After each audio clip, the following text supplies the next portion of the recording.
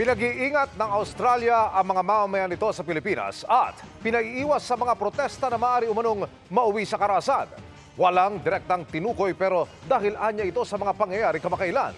Mapayapa naman ang sunod-sunod na pagtitipon bilang suporta kay dating Pangulong Rodrigo Duterte. Nakatutok si Salima Refran.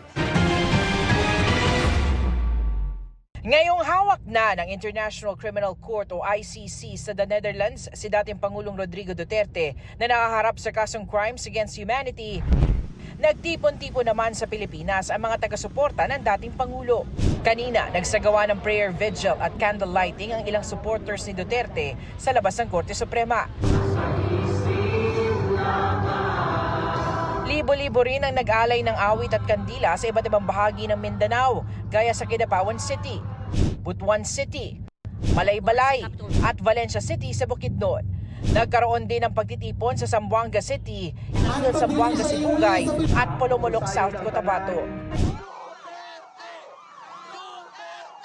Nagkasa naman ng motorcade ang mahigit 1,000 fire volunteers sa Davao City na balwarte ng mga Duterte. Pati sa Cagayan de Oro City, habang noise barrage naman ang isinagawa sa Pekit, Cotabato.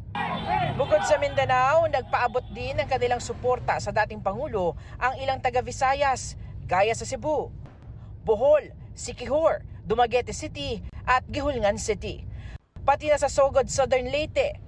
Ang ilang kaanak naman ng mga biktima umano ng extrajudicial killing sa naging kampanya kontra droga ni Duterte, masaya sa naging pag-usad ng kaso. Kahapon, binasbasa ng 18 sa 77 labi ng EJK victims na nakalagak sa dambana ng paghilom sa La Loma Cemetery. Para sa GMA Integrated News, Salima Refran, nakatutok 24 oras.